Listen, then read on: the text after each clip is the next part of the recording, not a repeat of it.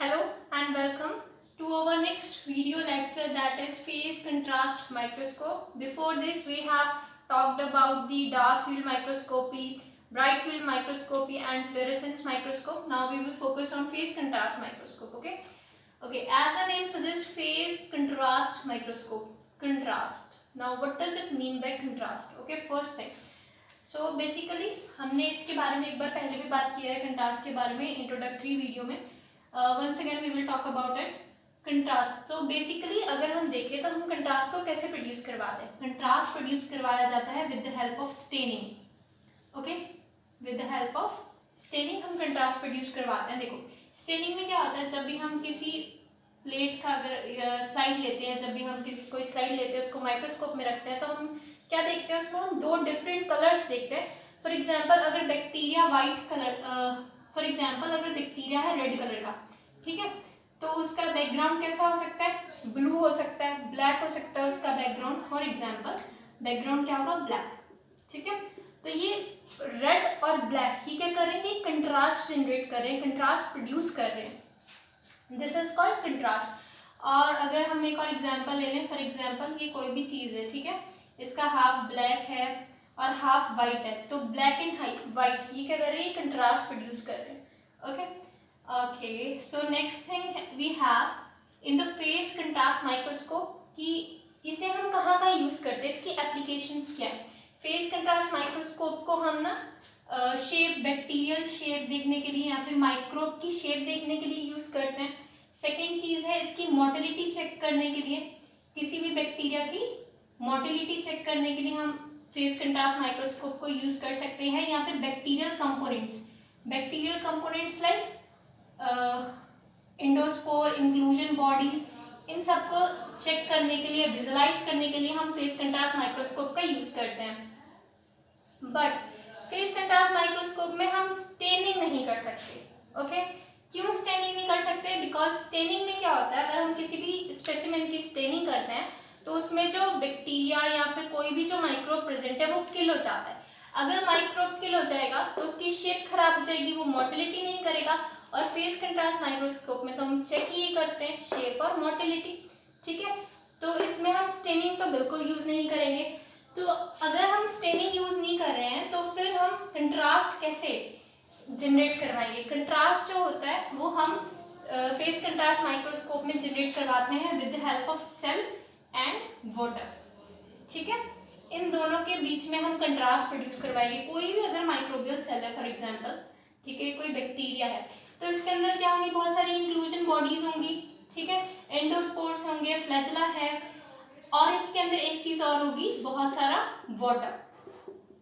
ठीक है, तो इस सेल और वाटर के बीच में हम कंट्रास्ट जनरेट करवाएंगे. कैसे, देखो सेल और वाटर का रिफ्रैक्टिव इंडेक्स एंड जो इसकी डेंसिटी होगी, सेल डेंसिटी, वो डिफरेंट होगी. ठीक है, सेल और वाटर का जो रिफ्रैक्टिव इंडेक्स और डेंसिटी होगी वो दोनों अलग अलग होंगी. इस डिफरेंस को ही, इस जो ये वेरिएशन है रिफ्रैक्टिव इंडेक्स और डेंसिटी का, इस वेरिएशन को ही हम क्या करते हैं, लाइट की हेल्प से विजुलाइज करते हैं. ठीक है, लाइट इंटेंसिटी की हेल्प से हम इसको विजुलाइज करते हैं. तो इस वे में हम फेस कंट्रास्ट माइक्रोस्कोप को यूज करते हैं. किसकी हेल्प से, रिफ्रैक्टिव इंडेक्स एंड डेंसिटी की हेल्प से हम कंट्रास्ट जनरेट करवाते हैं और लाइट की हेल्प से हम उसको विजुलाइज करते हैं. Okay, so we have discussed about application and the general principle of phase contrast microscope. Now we will focus on the working principle, ये वर्क कैसे करता है. ठीक है, बिफोर स्टार्टिंग वर्किंग प्रिंसिपल, जो इसका स्ट्रक्चर है वो बहुत ज़्यादा सिमिलर है, वर्किंग भी बहुत हद तक सिमिलर है जो अभी तक हमने माइक्रोस्कोप्स यूज़ किए उनके साथ. इसका कंडेंसर हमने पीछे भी पढ़ा था, कंडेंसर, हॉलो रिंग वाला कंडेंसर. ठीक है, जिसके सेंटर में क्या होता है, इसके कंडेंसर के सेंटर में एक ओपेक रीजन होगा जहां से कोई भी लाइट पास नहीं होगी, लेकिन सेंटर में एन्यूलर रिंग होगी. एन्यूलर रिंग, ठीक है, एन्यूलर रिंग या फिर एन्यूलर हॉलो एरिया जहां से लाइट पास होती है और पास होकर एक कोनिकल शेप में स्पेसिमेन के ऊपर जाती है, ठीक है। ये हो गया कंडेंसर। और इसकी एक और अलग इंस्ट्रूमेंट हम यूज करते हैं फेस कंट्रास्ट माइक्रोस्कोप में, that is called face plate, ठीक है। तो फेस प्लेट में क्या होता है, फेस प्लेट में ना, फेस प्लेट कुछ इस तरीके की होती है। फेस प्लेट में स्लिट्स होती हैं, ठीक है। अब देखो ये जो यहाँ पे गैप्स हैं इसके बीच में, इनको हम फेस रिंग भी बोलते हैं, ओके। इनको हम फेस रिंग बोलते हैं, ठीक है। ये फेस रिंग्स क्या करेंगी, लाइट को अलाउ करेंगी आगे जाने के लिए ऑक्यूलर लेंस तक, लेकिन जो ये ओपेक रीजन्स होंगे फेस प्लेट के, ये किसी भी लाइट को अलाउ नहीं करेंगे आगे जाने के लिए, ठीक है। तो ये हो गया फेस प्लेट और एक कंडेंसर। ये जो है डिफरेंट है दो चीजें from the before microscope, okay. Next now we will study about the condenser, ठीक है। अब क्या होगा, देखो हमारे पास एक इलेक्ट्रिक बल्ब है, यहाँ से हम क्या करेंगे, लाइट को प्रोड्यूस करवाएंगे और लाइट आगे जाएगी कंडेंसर तक। जब वो पहुंचेगी तो कंडेंसर के बीच में क्या है, एक एन्युलर रिंग प्रेजेंट है। एन्युलर रिंग जो है लाइट को अलाउ नहीं करेगी, सिर्फ जो पेरिफेरल रीजन्स है वहां से लाइट क्या जाएगी, आगे स्पेसिमेन तक जाएगी। तो यहाँ से सिर्फ लाइट एक कोन की शेप में होती हुई आगे जाएगी स्पेसिमेन के ऊपर। आप देखो स्पेसिमेन में क्या होगा, स्पेसिमेन में सेल प्रेजेंट है, ठीक है।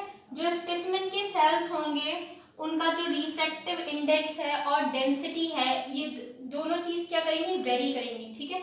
अब इनके वेरिएशन की वजह से क्या होगा, जो लाइट रेज अभी तक आगे जा रही थी स्पेसिमेन तक, अब वो आगे तो जाएंगी पर उनमें से कुछ क्या हो जाएंगी, बेंट हो जाएंगी, डेविएट हो जाएंगी, डिफ्रैक्ट हो जाएंगी, ठीक है। बेंट, डेविएट और डिफ्रैक्ट, ये सारे सिमिलर वर्ड्स हैं लेकिन अलग अलग बुक्स में अलग अलग तरीके से दिए हुए हैं। इन सबका मतलब एक ही है कि वो क्या हो जाएंगी, बेंट हो जाएंगी। कुछ लाइट रेज क्या होंगी, बेंट हो जाएंगी because of the refractive index and density that is present in the specimen. तो कुछ जो होंगी वो बेंट हो जाएंगी, ओके, और कुछ क्या होंगी, एज इट इज आगे जाएंगी।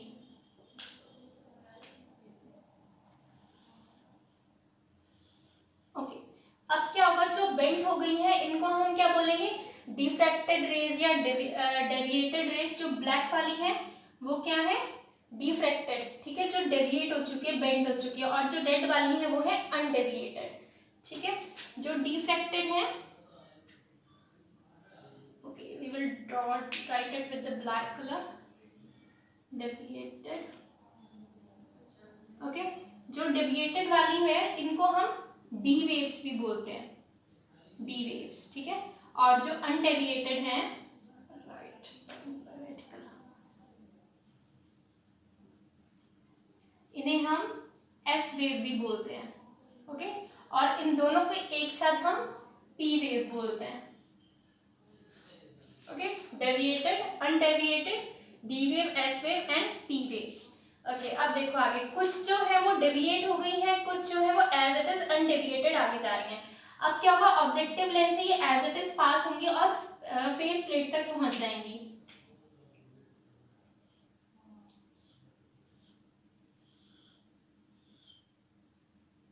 ठीक है। अब फेस प्लेट का अगर आपको डायग्राम याद हो तो फेस प्लेट में क्या होता है, स्लिट्स प्रेजेंट है, ठीक है। अब क्या होगा, जो अनडेविएटेड रिंग्स हैं वो इन स्लिट्स से आराम से पास हो जाएंगी और जो अनडेविएटेड वेव्स हैं वो क्या करेंगी, वो इनको जाके हिट कर देंगी जहां से वो पास नहीं होती है, ओपेक रीजन्स को जाके हिट करेंगी।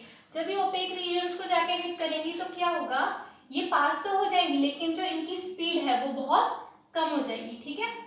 इनकी स्पीड बहुत ज्यादा कम हो जाएगी as compare to undeviated. Undeviated वाली जल्दी पहुंच जाएगी और जो डेविएट हो चुकी है इनकी स्पीड कम हो जाएगी। एक और चीज जो हम यहाँ पे इंक्लूड करेंगे, देखो यहाँ से क्या हुआ, लाइट गई कंडेंसर से सीधे स्पेसिमेन के ऊपर। स्पेसिमेन से क्या हुआ, कुछ लाइट रेज बेंट हो गई, कुछ एज इट इज चली गई। जो लाइट रेज बेंट हुई हैं, जो डेविएट हुई हैं, इनकी वेवलेंथ क्या हो जाएगी, रिटार्ड हो जाएगी 1/4। इनकी वेवलेंथ डिक्रीज हो जाएगी, 1/4 हो जाएगी यहाँ पे वेवलेंथ, ठीक है। और अब क्या हुआ, यहाँ से ऑब्जेक्टिव लेंस ये एज इट इज गई, और क्या हुआ, जो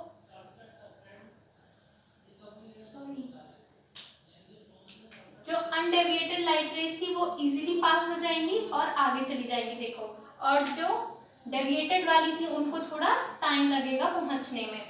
जो अनडेविएटेड वाली है जब वो यहाँ से इजीली पास हो जाएंगी तो इनकी वेवलेंथ जो होगी अनडेविएटेड वालों की वो एडवांस हो जाएगी, इंक्रीज हो जाएगी 1/4, ठीक है।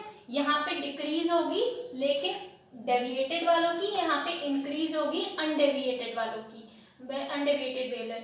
तो अब क्या होगा, एक लाइट जल्दी पहुंच रही है, एक वेवलेंथ लेट पहुंच रही है, उसकी वजह से क्या होगा, कंट्रास्ट जनरेट हो जाएगा। कंट्रास्ट कहाँ आप देखने को मिलेगा, जो देखो जो अनडेविएटेड हैं, जो अनडेविएटेड लाइट्स हैं वो जाके बैकग्राउंड को स्ट्राइक करेंगी और बैकग्राउंड ब्राइट हो जाएगा,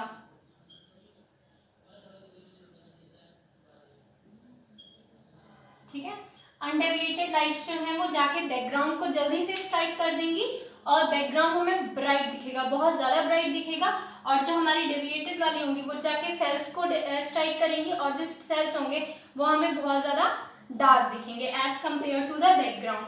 सो यहाँ पे क्या होगा, एक ब्राइट और डार्क का कंट्रास्ट हो रहा है, ब्राइट एंड डार्क, ठीक है। जो सेल्स है वो हमें डार्क दिख रहे हैं और जो बैकग्राउंड है वो हमें ब्राइट दिख रहा है। तो यहाँ पे ब्राइट और डार्क का कंट्रास्ट हो रहा है, इसीलिए हम इसे फेस कंट्रास्ट माइक्रोस्कोप बोलते हैं। Okay, so this is the end of our video, hope you understand, thank you.